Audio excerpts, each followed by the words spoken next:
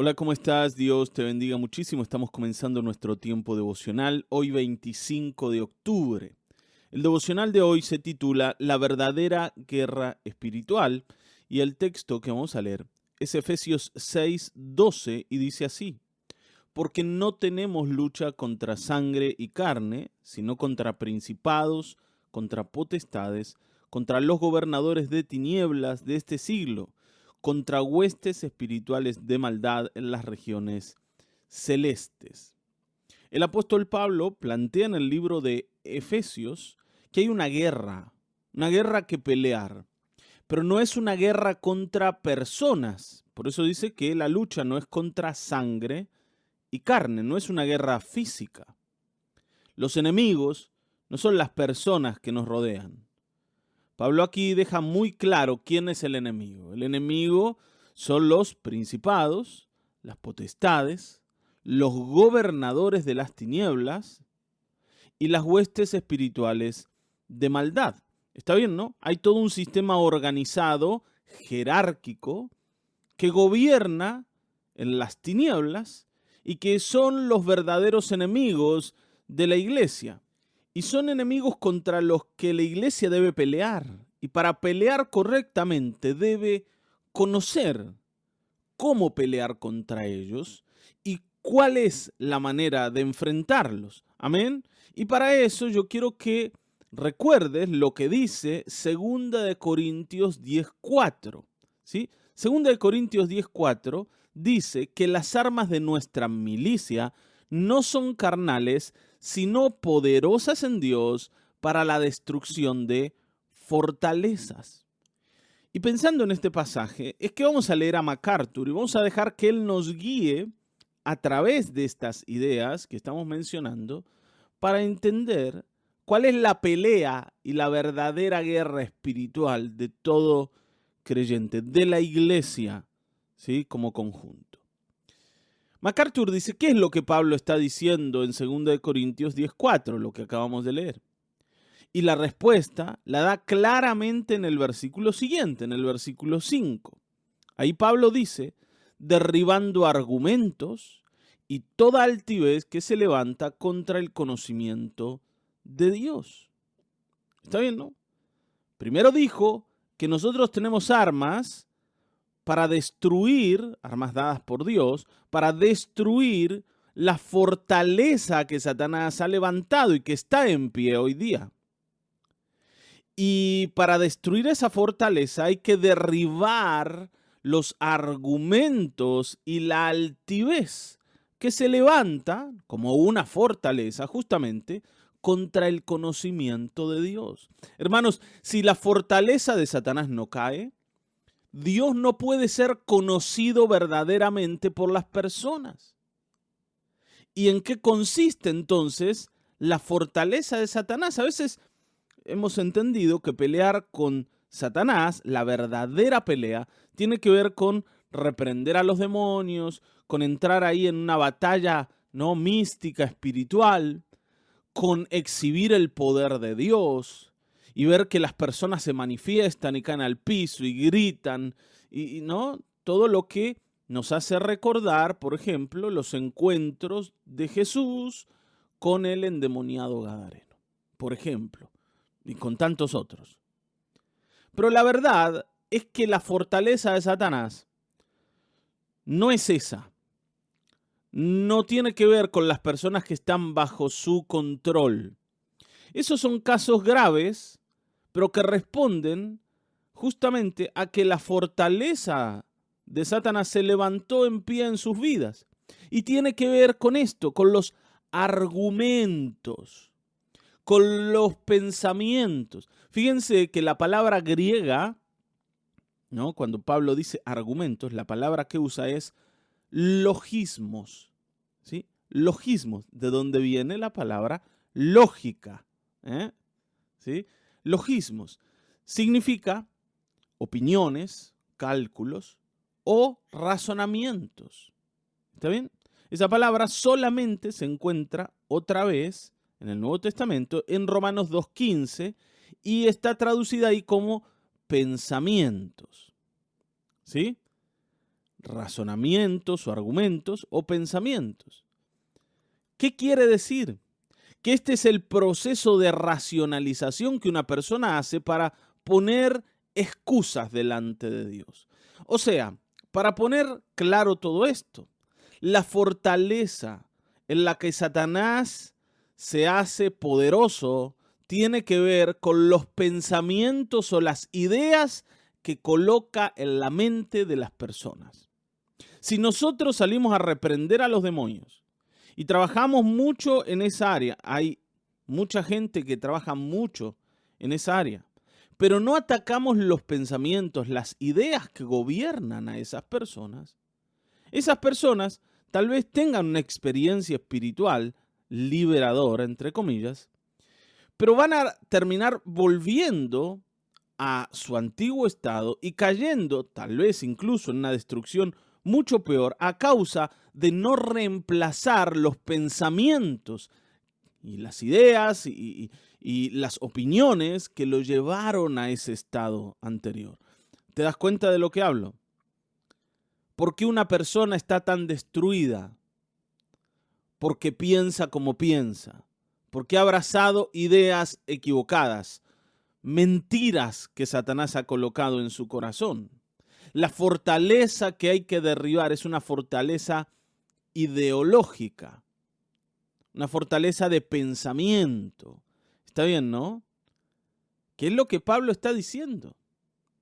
Sistemas de creencias corruptos que gobiernan sobre las personas, filosofías siniestras, falsas doctrinas, cosmovisiones o visiones de la vida malignas.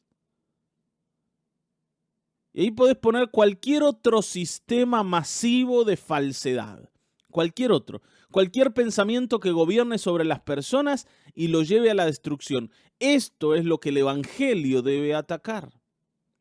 La manera equivocada de pensar en la gente.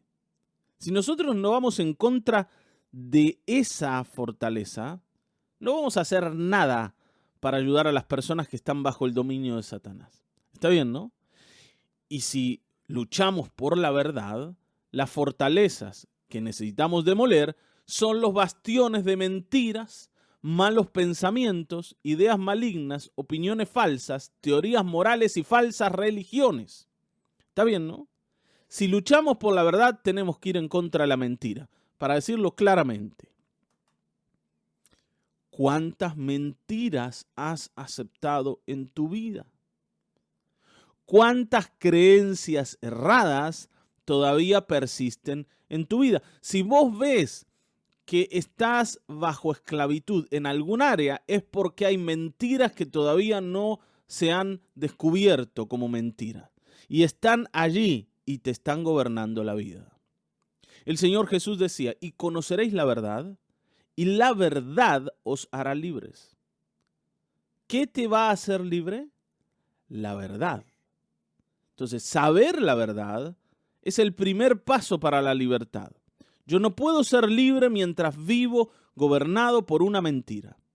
Después, claro, Satanás se manifiesta con más poder, con más fuerza, aparecen los demonios, aparece ya, ¿no?, como un impulso en mí que lo identifico como externo, no sé qué me pasa, algo me controla, algo me dirige.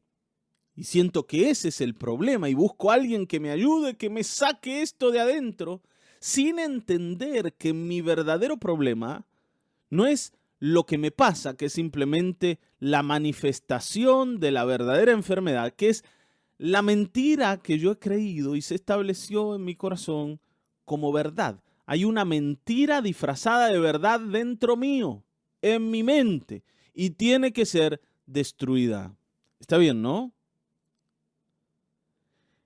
Cuando nosotros vemos estos sistemas ideológicos como enormes ciudades dentro de los cuales las personas viven, nosotros vemos que allí las personas se esconden y se fortifican contra Dios y contra el Evangelio. Si Satanás va a atacar algo desde las ideas, es el Evangelio. Es lo que la Biblia dice. Usando la lógica, usando el razonamiento, usando la ciencia, va a tratar de destruir a Cristo y lo que la Biblia dice. Ahora, ojo, yo no estoy diciendo que la ciencia sea mala, al contrario. No estoy diciendo que la lógica sea mala. Lo que estoy diciendo es que es utilizada como un arma de Satanás para colocar mentiras en el corazón de las personas. Mentiras que van en contra de la Escritura. Ahora, yo quiero decirte algo, no hay nada más científico que la Biblia. No hay nada más lógico que la Biblia. ¿Por qué digo esto? Porque lo que dice la Biblia es verdad. Y se supone que la ciencia busca la verdad. Y se supone que la lógica persigue la verdad. Yo quiero decirte que no hay otra verdad más absoluta que la que dice la Escritura. Porque es verdad en la tierra, y es verdad en el cielo, y es verdad en el infierno, y es verdad en todo tipo de lugar en donde ella se pronuncia. ¿Me siguen aquí? Por eso los demonios incluso deben obedecer a la Escritura. Vieron que a nosotros nos gusta esto de lo sobrenatural. Aquellas cosas que no se sujetan a las leyes físicas, que están más allá de lo científico. ¿Está bien, no? Decimos que ese es el verdadero poder y nos atrapa lo sobrenatural. Bueno, la Biblia gobierna sobre lo natural y sobre lo sobrenatural. ¿Está bien, no? Gobierna en todos los ámbitos. Por tanto, no hay cosa que sea más verdadera y más real que la palabra de Dios. Entonces, el problema no es la ciencia. El problema es cuando la ciencia es utilizada por Satanás para fortalecer una mentira en contra de la verdad.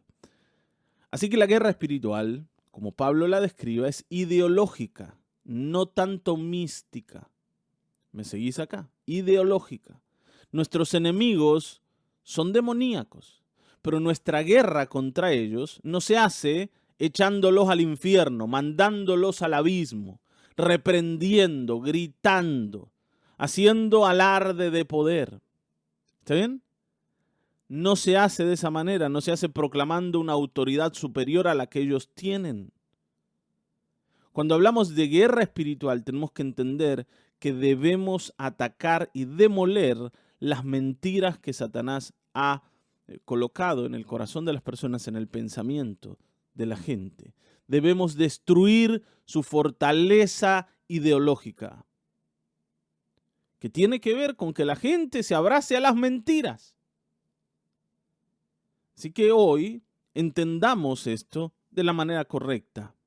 Y por eso me gustaría que nos preguntemos, y esta es la pregunta que tengo para dejarte, si es que debemos librar una batalla espiritual, una guerra espiritual en nuestras vidas, atacando las mentiras de Satanás con la verdad de la Escritura.